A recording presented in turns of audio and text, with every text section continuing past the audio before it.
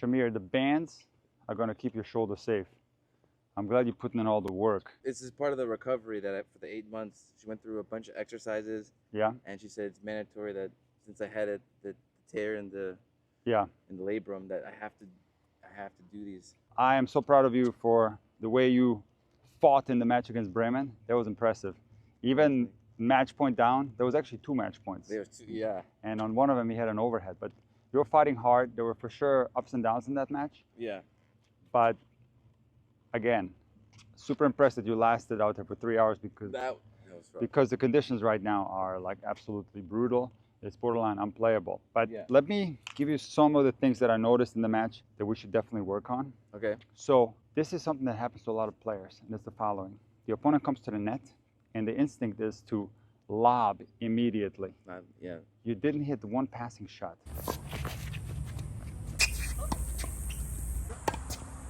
He hit so many lobs, and there were a couple of rallies where he kept kind of tapping a high volley back to you. You just kept lobbing and lobbing and lobbing. But the instinct for a lot of players is when the opponent comes to the net, they lob right away. And one of the reasons that's the case is that it's a wide open space up there, and people perceive the lob to be a very safe and effective shot, when in reality it's a very tricky shot and has to be used wisely. Ideally, you want to lob someone when they're still moving forward, and then the lob doesn't have to be a high quality one, because a high quality lob is very tough to execute, especially if the opponent is tall. So today we're definitely going to work on passing shots. Okay. Another thing that's somewhat related to the lob are the drop shots. You hit a tremendous amount of drop shots. Yeah, go ahead. I was being arrogant and stubborn because I was like, I can hit a drop shot. I was like, let me try it again. Is that what it was? Yeah. You wanted to? I wanted to hit the drop shot, and I was like, I was like, because when it doesn't work one time, you're like, okay, I'll get it the next time.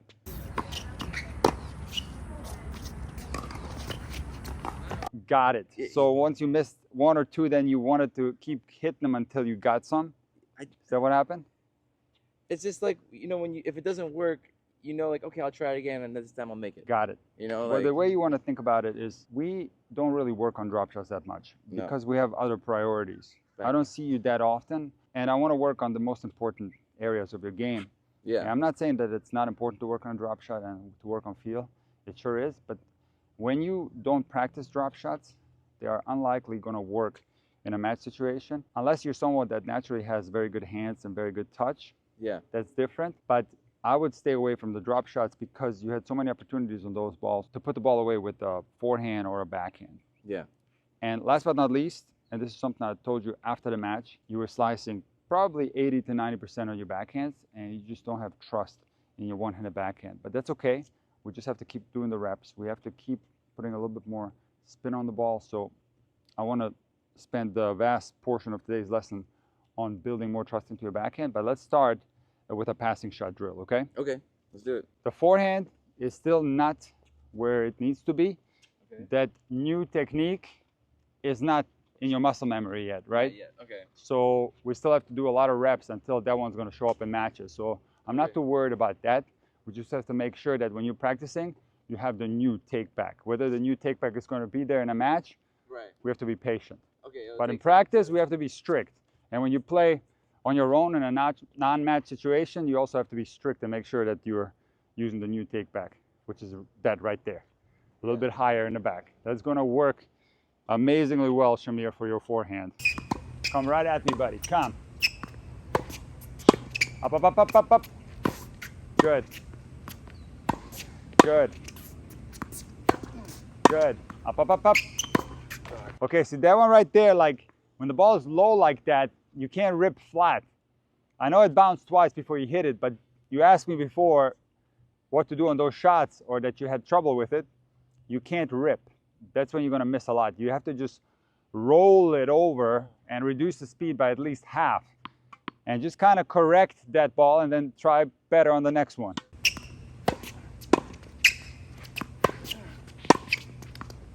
Like that. Not really. It wasn't the same type of shot. I'll give it to you. Oh, sorry. Go again. Come on, rack it up in the back. Strong. Strong, Shamir.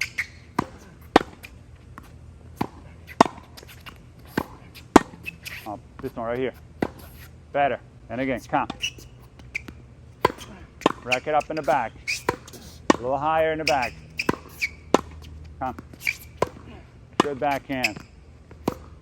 Good. Good. Good. Good down. Good, Shamir. Good. Good. Volley it. Again. I like it. Attack. Come, Shamir. Nice pickup. Yes. Correct it. I like it. You did the right thing. You just framed it a little bit, but that's the correct shot there. Am I hitting too hard? Nah, keep going, man. There is no such thing as hitting too hard when one after the other is going in. Right.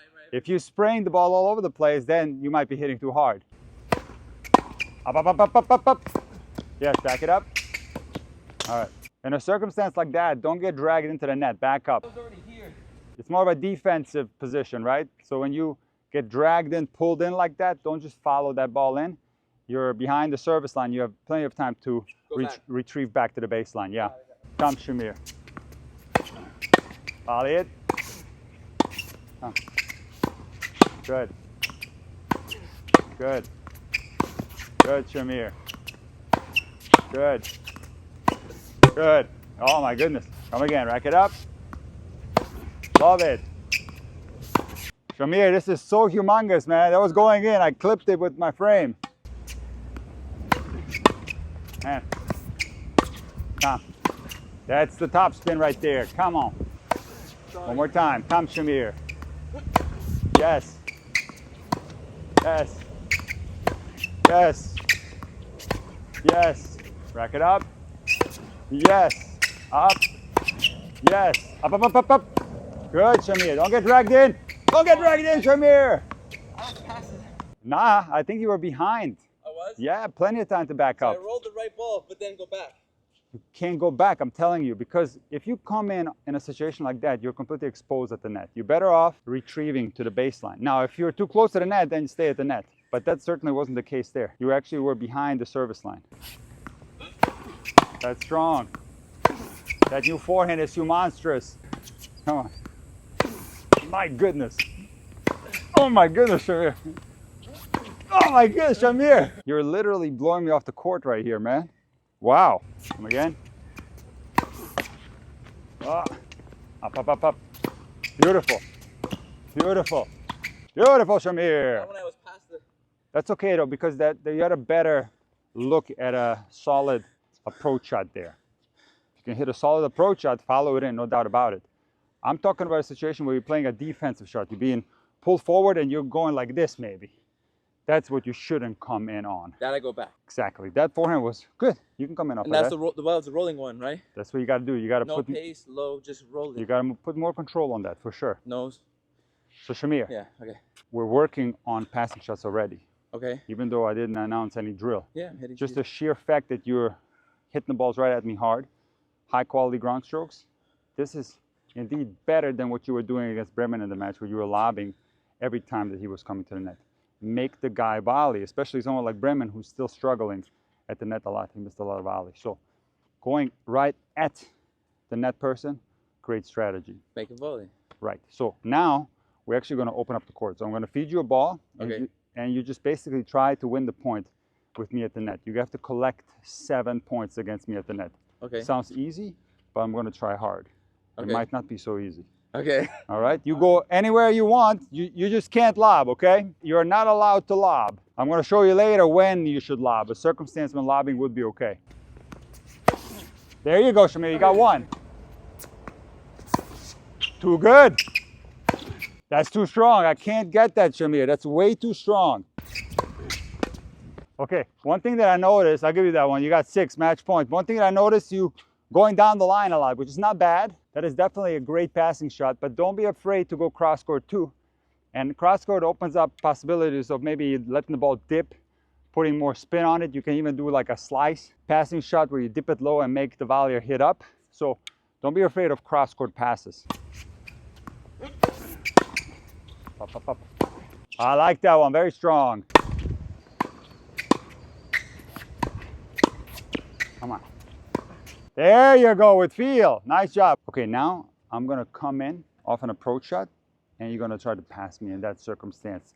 That's what you struggled with in the match against Bremen, because it was more of a shock that he came in, and your reaction, It was just too lob. It wasn't planned, I'm sure. It was to lob. So it's a little bit of a different circumstance than me already being at the net. All right, so we're going to rally, and when I get an opportunity, I'm going to attack you, and you're going to try to pass me. No lobs allowed unless you can pull me forward. So the only time I'm going to allow you to lob me if I'm still moving forward. So let me just give you an example. Yeah. Let's say that you give me a drop shot or something like that.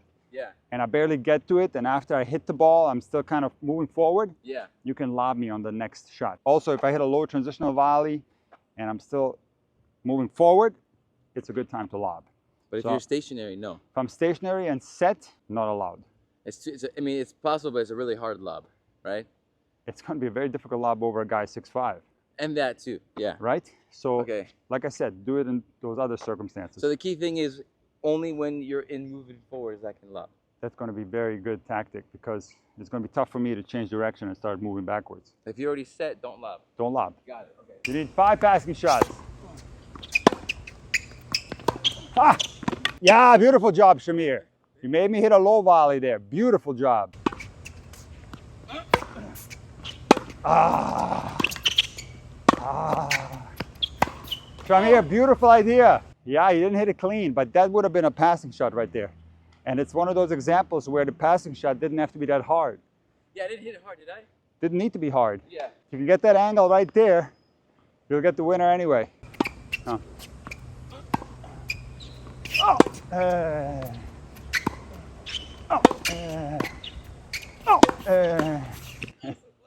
That's an example of going right through the guy. It works sometimes. You'll be surprised. You go right through the middle hard. So you did what I should have done. Well, I was at the net and you went at me. Maybe it's an option. You don't have to do that, but every now and then you go strong through the middle. It's a great tactic. Yeah. When somebody comes in, especially if that someone struggles at the net or struggles with reflexes.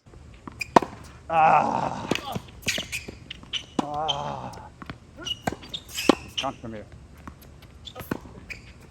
Almost. It was a little bit wide. A lot of players find it easier to hit down the line on the run. It's a little bit easier to find that intuitive angle of the racket face when you're in a full sprint going down the line versus cross court. Okay. Not to say that cross court isn't possible, it's possible. But don't be afraid to go down the line pass on the run with spin. Oh, come. Ah, you didn't react quick though. So this is one of those circumstances in tennis where it's okay to anticipate. On a half volley, the likelihood of me going very hard and deep is low. The likelihood of me half volleying short and slow is high. So this is a circumstance in tennis where it's okay to anticipate and start moving in. Prior to me actually hitting that half volley. Don't get beat by a cheap shot. It wasn't that cheap, that half volley. No, but I mean like... It was pretty nice. Yeah, but nice, yeah. You understand what I'm saying? Yeah, so when you're half volleying, it's a good chance that it's going to be short, so come in. Yes, you saw it was going to be a half volley. I was at the baseline. You saw it was going to be a half volley. You can start coming in fast. Come in. Come, Shamir, come. Oh my goodness. Wow, what a pass. Remind me a little bit of Sinner right there. Just a little bit, yeah. Okay, you got 3, you need 2 more. Don't do a backhand from that side of the court, please. Oh, sorry, I was working on my backhand. Don't work on your backhand right now, it's points. Okay. Hold your ground, Shamir. Hold your ground. You always pull up with that foundation leg. The one that's just holding the whole stroke together, that one is the leg that goes up into the air. This has been a problem for 5 years. Remember, we did a video on this like 5 years ago. Don't fall back on the backhand. Hold that front leg. Pull back. Okay? But you don't need to pull back unless you're being pushed backwards. So there is no pullback on a backhand like that. You hold your ground there and let that back foot spin around. It's going to happen naturally, but don't lift up that front foot. Good. Come. Yeah, you got to cut off the angle though, Shamir. It was short. You can't run along the baseline. You got to cut the angle off.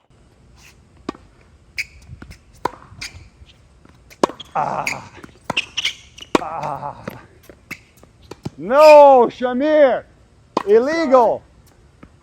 should I hit a passing there? No, it's okay. It was a defensive shot. You were there so late. I don't think you had to look at on anything else but the lob. Come on. Oh, what I do there? You did a good job. You made me volley. Of course, the placement was poor. You hit it right at me. Yeah. I had a pretty easy look at a volley, but I prefer you hitting that topspin cross-court attempt and miss-hitting it a little bit. You keep doing it. Yeah. Just no lobs. No lobs, If you would have hit that just a tad more angled off, would have been a fantastic passing shot. Ah. Oh, Shamir, you did it! Yes. Now, of course, the slice floated, and you got lucky. Yes. So we want to be able to hit a slice passing shot where the ball dips. Right, it floated for you to... But that forehand pass cross-court, that was absolutely beautiful. And you see that you can win a ton of points without having to lob. Yeah, and I didn't have to hit it hard. It's just lifting it and placing it. Like I said, if you can hit it there, it doesn't have to be so hard. Right. And then you can also mix it up and go hard at the body, hard down the line, or maybe even sometimes hard cross-court. Variety. If I have time. But what we started with was just making the volley person hit volleys, and that's a lot of times at your level enough.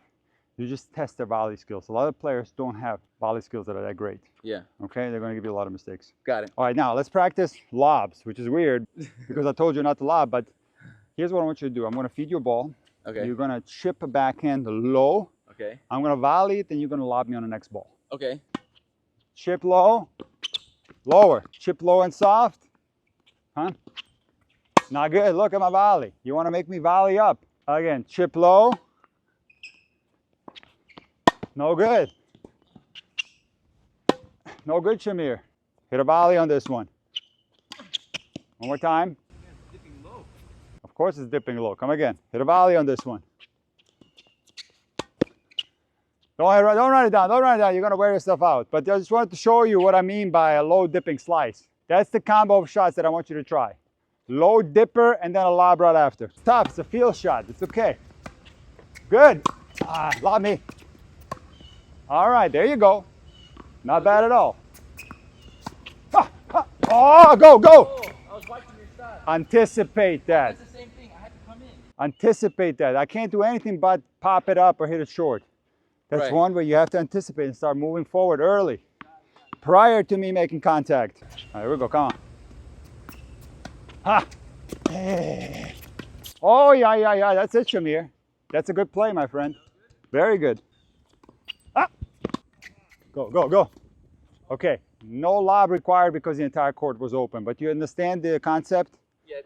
When I'm moving forward still, then the lob doesn't have to be so good. And this particular shot, you're still not that comfortable with, the low dipping slice. Yeah, no. So you're better off the next time you play Bremen or anyone else to stick to your regular passing shots. Yeah. Okay, it's going to win you a lot more points than the lobs. Got it. Let's build trust in the backhand, okay? We're going to start off with cross-court rallying, and you're going to try to hit with topspin. Okay. Like we practiced last year, remember? Accelerating up. Yeah, we're going to go more up. We're going to try to get the hand above the level of the shoulder. We're going to flip the racket backwards at the end. Okay. We're going to squeeze the shoulder blades together. We're going to do everything possible to promote topspin. Got it. And we're going to trust the backhand and hit no slices whatsoever. We're going to accelerate up. That's right. All right, let's try it. Come on.